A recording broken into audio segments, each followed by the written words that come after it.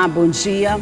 Na semana passada, a Associação de Magistrados do Maranhão divulgou uma pesquisa feita entre os juízes com relação à segurança. E é sobre isso que nós vamos conversar no programa de hoje. E o meu convidado para essa conversa é o Dr. Gervásio Santos, que é presidente da Associação dos Magistrados do Maranhão. Bom dia, Dr. Gervásio. Bom dia. Seja muito bem-vindo ao nosso programa. É sempre um prazer estar aqui. Essa pesquisa que foi feita na semana passada, que foi divulgada, divulgada na semana passada com relação à segurança. Os resultados, de alguma forma, deixaram vocês assim mais confortáveis ou deixaram mais inseguros ainda? Na verdade, essa é a quarta pesquisa que nós realizamos e ela abrange uma série de indagações, entre as quais a questão relativa à segurança.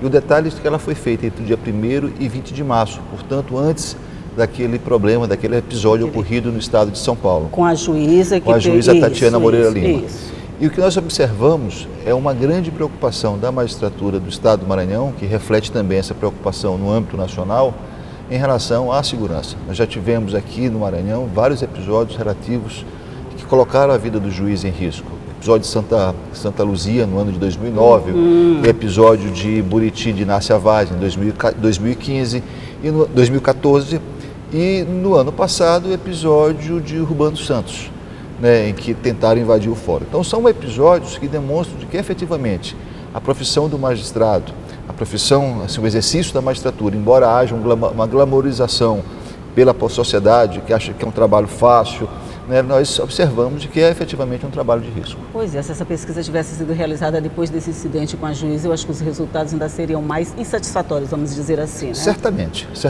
Porque o fato foi um fato que realmente chocou em razão de ter sido filmado.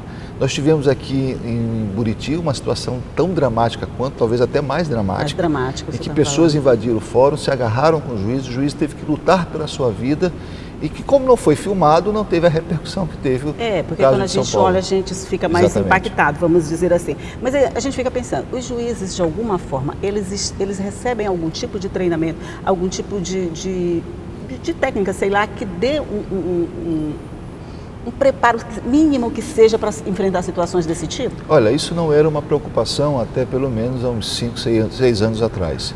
A partir da ocorrência constante de novos episódios relacionados com a segurança, isso passou sim a ser uma preocupação da escola, da magistratura, da própria Associação dos Magistrados, do próprio Tribunal de Justiça, em dotar o juiz de um treinamento mínimo que seja, para que ele possa pelo menos identificar a situação de perigo, para que ele possa evitar algumas situações em que a sua segurança fique fragilizada. Naturalmente que toda medida preventiva ela tem um limite.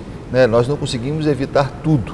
De qualquer maneira, essa é uma preocupação da Associação dos Magistrados. Nessa pesquisa nós fizemos um levantamento na visão dos juízes, o que seria importante para melhorar a sua segurança. Nós temos esse diagnóstico e nós estamos conversando com a própria administração do Tribunal de Justiça. O desembargador Cleones tem se mostrado, o presidente do tribunal tem se mostrado sensível a essa questão, o diretor, o presidente da Comissão Institucional de Segurança, que é o desembargador Raimundo Barros, também tem se mostrado sensível, mas essa é uma preocupação de toda a sociedade. Hoje nós vivemos um momento em que a polarização política, as críticas estão extremamente ácidas e a gente perde um pouco a noção das autoridades. As autoridades constituídas, sejam elas quem for, o parlamentar, os chefes do executivo, os membros do judiciário, devem ser respeitados pelo cargo que exerce. Que ocupa, exatamente. O senhor falou identificação do perigo. Por exemplo, um juiz, no caso da juíza lá ou do nosso aqui de Buriti, ele tem como identificar, por exemplo, um ataque de surpresa. Naquele caso, o ataque foi quase surpresa. O cara vai entrando, não sabe exatamente o que é. Não dá nem para identificar a situação de perigo nesse caso. O que você pode é ter medidas preventivas, câmera de segurança, detector de metal, rotas de fuga, segurança no fórum armada, porque a segurança, é bom que se diga, a segurança no fórum, ela não é exclusivamente para o juiz.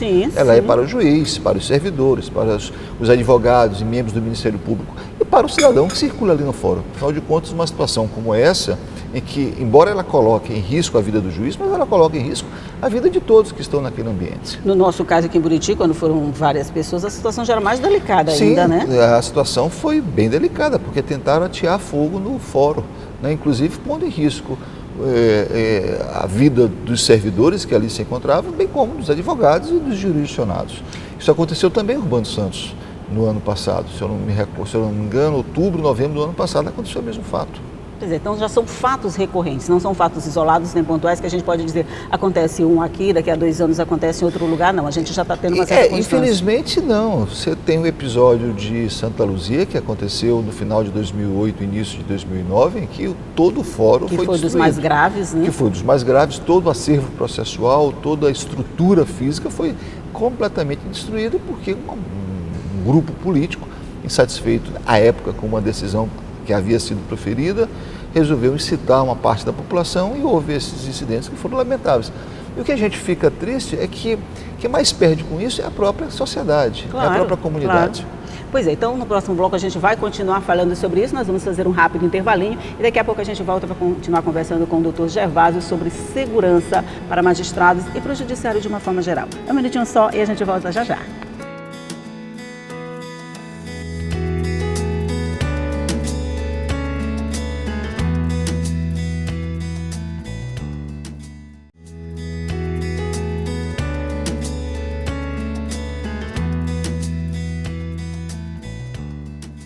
De volta para o nosso segundo bloco de conversa aqui com o Dr. Gervásio Santos sobre segurança.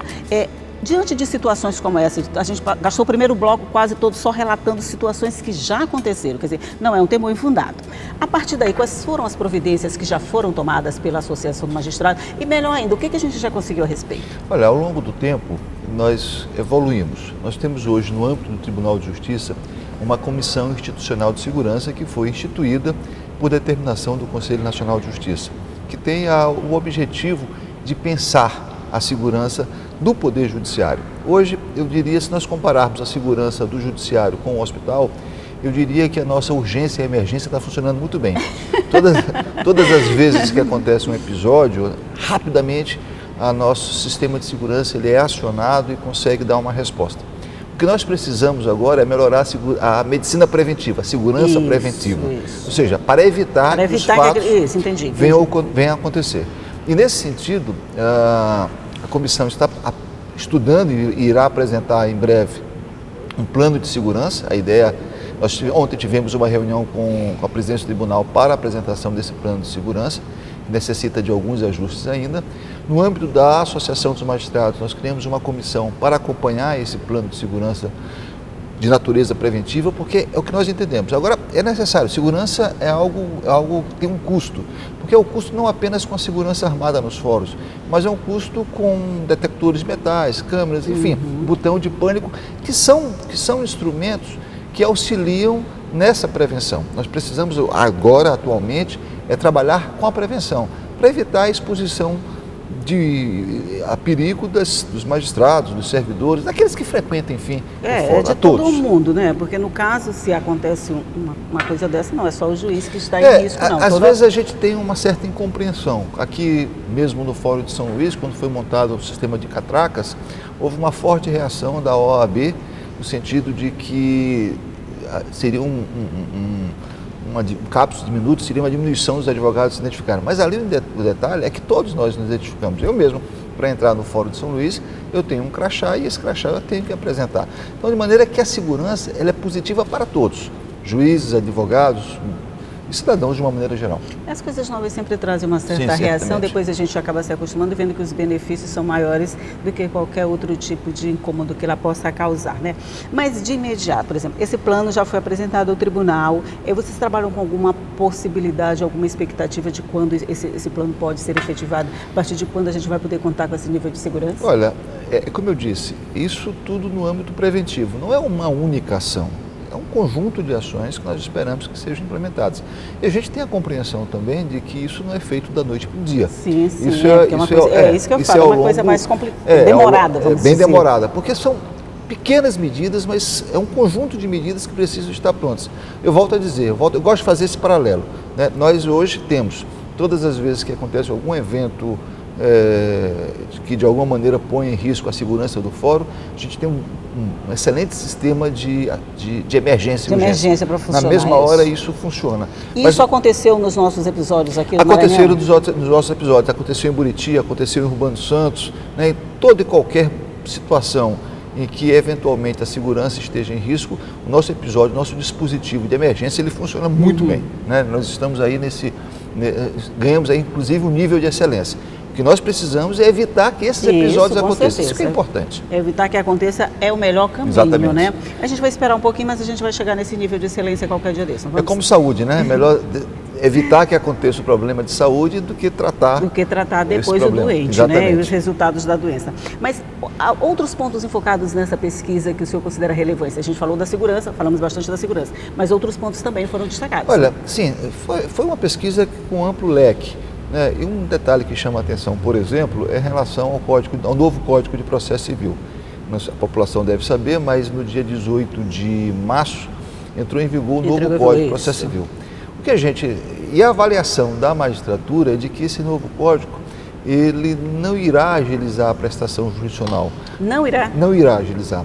Porque na nossa visão, ele é um código que tem alguns mecanismos que dificultam essa prestação jurisdicional. Então, na nossa visão, ele foi um código que foi muito feito com a participação de advogados. A magistratura, de uma maneira geral, a magistratura nacional, de uma maneira geral, foi ouvido pouco em relação a esse código. Mas é claro, toda mudança ela causa dificuldade, toda mudança ela causa temor, exatamente. Isso pode ser que esse ceticismo em relação ao CPC, ao novo CPC, seja decorrente dessa mudança. Só o tempo dirá. Mas assim, não dá para perceber nenhum ponto novo, tipo, essa mudança que ela foi significativa, ela vai trazer uma melhoria, ela vai trazer um ganho para a população nesse sentido? Olha, eu diria que é muito cedo ainda para avaliar. Existem alguns instrumentos, tem um instrumento que é um instrumento de uniformização de jurisprudência, que tem um nome técnico diferente, ou seja, para evitar aquelas decisões divergentes entre juízes do mesmo tribunal. Então o tribunal unificaria um ponto de vista a respeito daquele assunto. Talvez isso muito bem aplicado, isso possa trazer... Poderia ser um ponto positivo. Poderia ser um ponto positivo. Entendi. Tá? Mas, por outro lado, a gente também tem algumas dificuldades, que é a necessidade, por exemplo, do juiz, aquelas questões de ordem pública em que ele pode conhecer de ofício e que no código anterior o juiz, ao reconhecer, poderia extinguir o processo. Nesse atual, você tem a necessidade de ouvir as partes, enfim... É muito cedo para dizer se essa percepção dos magistrados é uma percepção em função da alteração que ocorreu, que é uma alteração profunda, é como se nós todos estivéssemos zerados, ou se efetivamente ele não corresponderá à realidade. Ok, então nós vamos fazer mais um rápido intervalinho e daqui a pouco a gente volta para continuar conversando aqui com o Dr. Gervásio sobre os assuntos relativos à magistratura, magistratura maranhense. Só um minutinho só e a gente está de volta.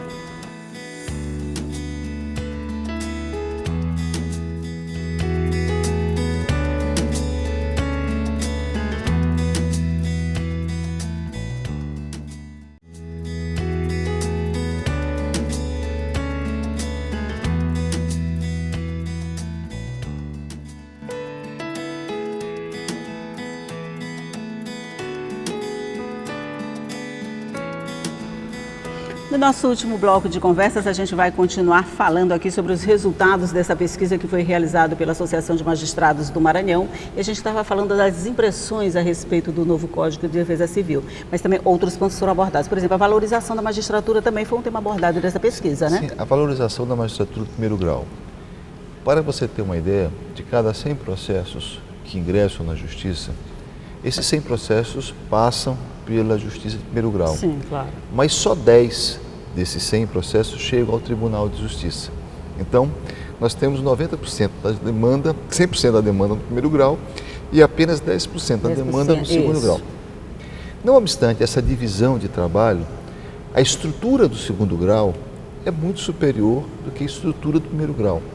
Tanto que parte das críticas que o Judiciário recebe porque a população foca apenas no segundo grau. Então ele acha que toda a magistratura possui tem aquela estrutura. O nível de excelência, vamos dizer assim.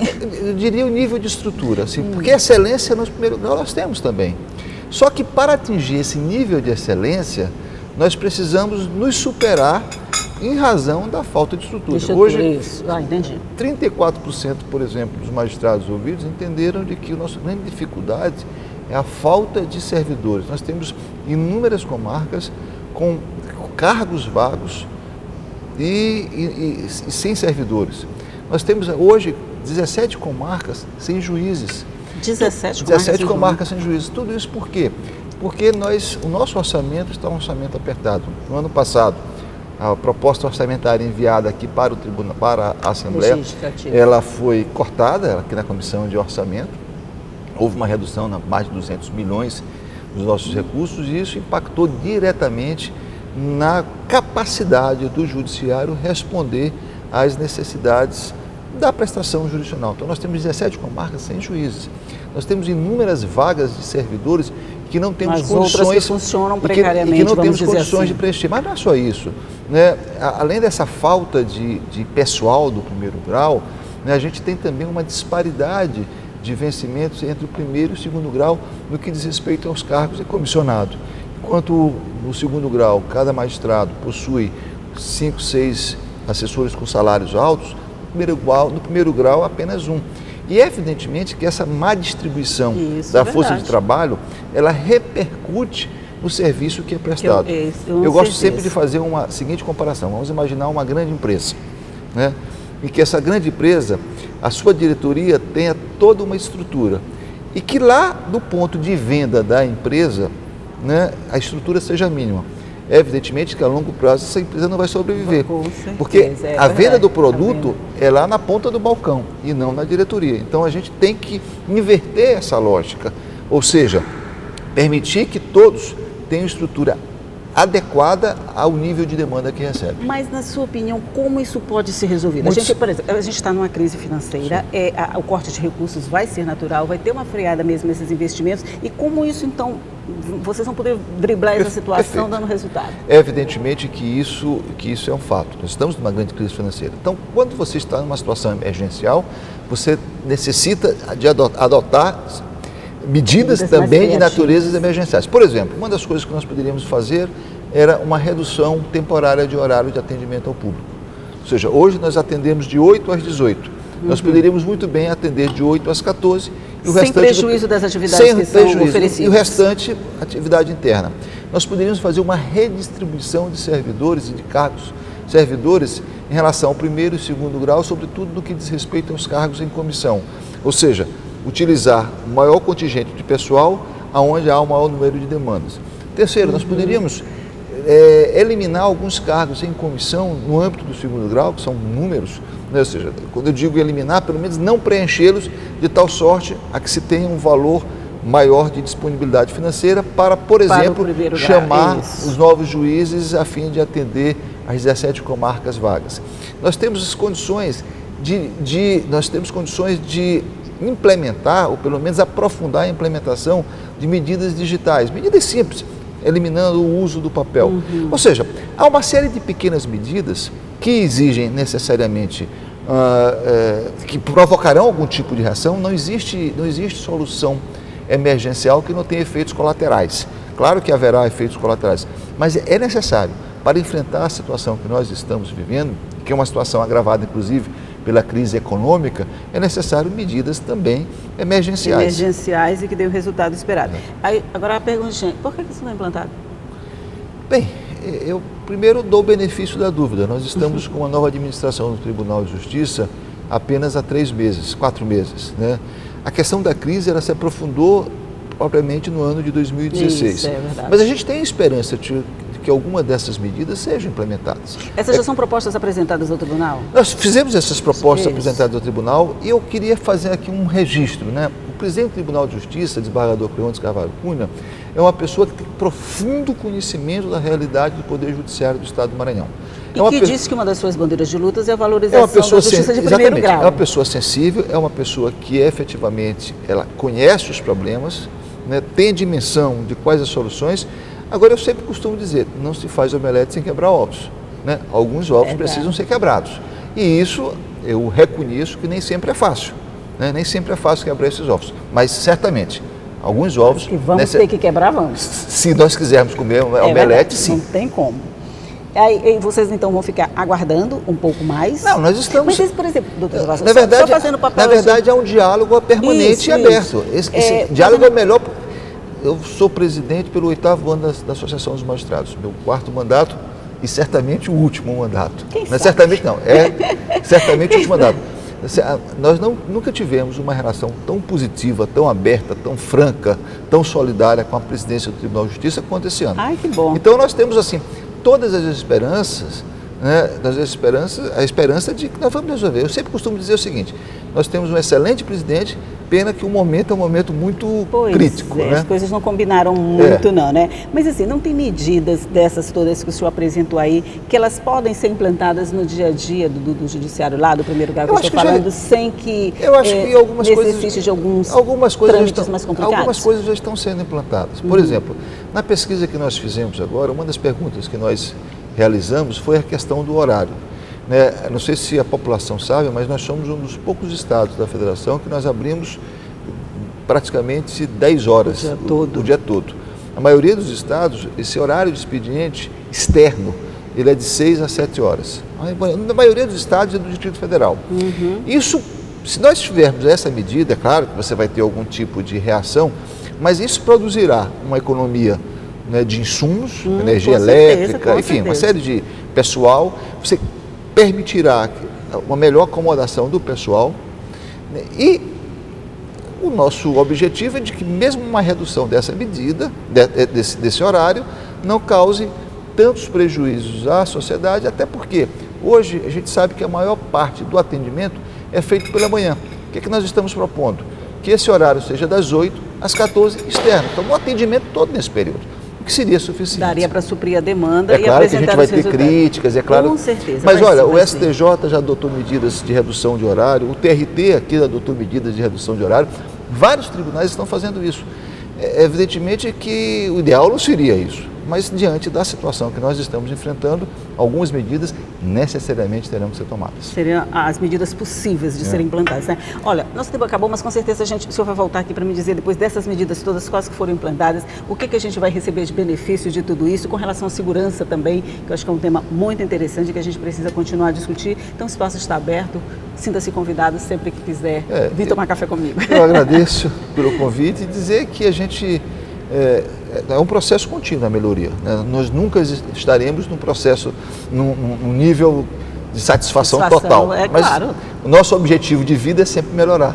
Com toda certeza. Doutor Gervásio Santos, muito obrigado pela sua participação no nosso programa. Um bom dia para o senhor. Bom dia. E você já sabe, o conteúdo do nosso programa está à sua disposição no nosso site, que é o al.ma.leg.br, e também nas nossas redes sociais. E amanhã, a partir de 8h30, eu estou mais uma vez aqui com mais um entrevistado, mais notícias e mais informação para você começar bem o seu dia. Tchau e até amanhã.